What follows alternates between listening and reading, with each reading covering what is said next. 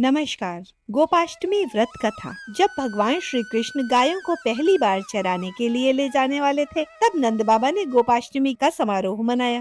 गोपाष्टमी दीपावली के दौरान आने वाले पर्व त्योहारों में गोवर्धन पूजा के 7वें दिन मनाया जाता है। गाय का दूध, गाय का घी, दही, छाछ, यहाँ तक कि गाय का मूत्र भी मनुष्य जाति के स्वास्थ्य के लिए बहुत लाभदायक है। गोपाष्टमी का त्योहार हमें बताता है कि हम सभी अपने पालन के लिए गाय पर निर्भर हैं।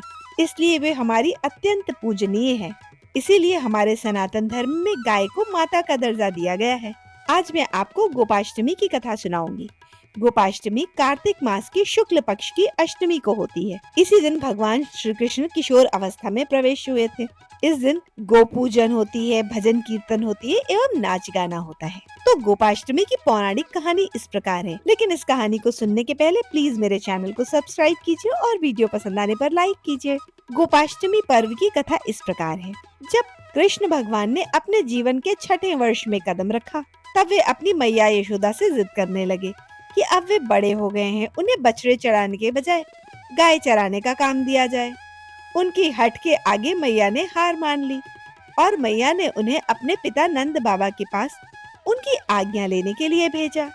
भगवान कृष्ण ने नंद बाबा के सामने जाकर जिद की कि अब वे गायें चराएंगे। नंद बाबा गौवें चराने के लिए मुहूर्त देखने के लिए शांडिल्य ऋषि के पास पहुँचे। बड़े आश्चर्य में आकर ऋषि ने कहा, अभी इसी समय के अलावा कोई शेष मुहूर्त नहीं है। अगले बरस तक शायद भगवान की इच्छा के आगे और कोई मुहूर्त क्या होगा। वह दिन था गोपाष्टमी का, जब श्री कृष्ण ने गैया पालना शुरू किया था। उस दिन माता ने अपने कान्हा को बहुत सुंदर तैयार किया था। मोर मुकुट लगाया, पैरों में घुंघरू पहनाए, सुंदर सी पादुकाएं पहनने को दी। लेकिन कान्हा को तो वो पादुकाएं पसंद ही नहीं आई। उन्होंने मैया से कहा, अगर तुम सभी गैयों को चरण पादुका दोगी, तभी मैं अपने पैरों में पादुका पहनूंगा। मैया ने देखा मेरा बालक कितना भावुक है, और यह देखकर मैया भी भावुक हो गई।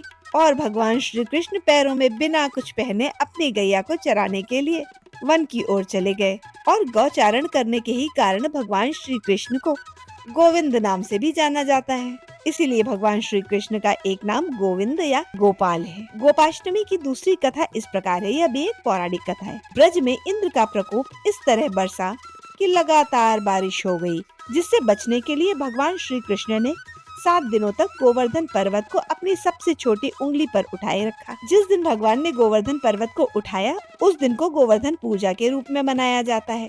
और गोपाष्टमी के दिन ही स्वर्ग से इंद्रदेव ने अपनी हार स्वीकार की थी, जिसके बाद श्री कृष्ण ने गोवर्धन पर्वत को अपनी उंगली से उतारकर नीचे रख दिया था। भगवान कृष्ण स्वयं गोमाता की सेवा करते थे। गाय के महत्व को सभी के सामने भगवान श्री कृष्ण ने रखा। गो सेवा के कारण ही इंद्र ने उनका नाम गोविंद रखा था। और तीसरी पौराणिक कथा के अनुसार गोपाष्टमी से जुड़ी एक बात यह है कि उस दिन राधा रानी भी गाय चराने के लिए वन में जाना चाहती थी, लेकिन लड़की होने की वजह से उन्हें इस बात के लिए कोई हाँ नहीं कहता था, जिसके कारण राधा जी को एक तरकीब सूझी। उन्होंने ग्वाला जैसे कपड़े पहने और वन में श्री कृष्ण के साथ गाय चराने गई। इसलिए इस दिन राधा रानी का गोपाल जैसा ही श्रृंगार किया जाता है। गोपाष्टमी पूजा विधि। सुबह ही गाय और उसके बछड़े को नहलाकर तैयार किया जाता है। उसका श्रृंगार किया जाता है, पैरों में घुंघरू बांधे जाते हैं और आभूषण पहनाए जाते हैं। गौ माता की सींगों में चुनरी का पट्टा बांधा जाता है। सुबह जल्दी उठकर स्नान करके गाय को चरण स्पर्श किया जाता है। गाय माता की परिक्रमा की जाती है। सुबह गायों की परिक्रमा करके उन्हें चराने के लिए बाहर ले जाते हैं। इस दिन ग्वालों को भी दान दिया जाता है। कई लोग इन्हें नए कपड़े देकर तिलक लगाते हैं।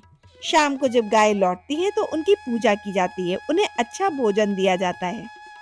खास तौर पर इस दिन गाय को हरा चारा, हरी मटर और गुड़ खिलाया जाता है।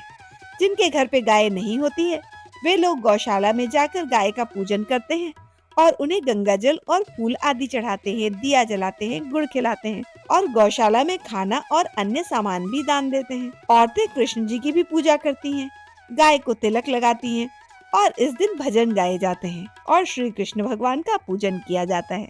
गोपाष्टमी का त्योहार मुख्यतः बरसाना, मथुरा, वृंदावन, ब्रज प्रदेश, गौशाला, श्री कृष्ण मंदिर और श्रीनाथ जी मंदिर, नाथ द्वारा मंदिर और इस्कॉन मंदिरों में मनाया जाता है। इस वर्ष 2024 में गोपाष्टमी दिनांक 9 नवंबर दिन शनिवार को पड़ रही है।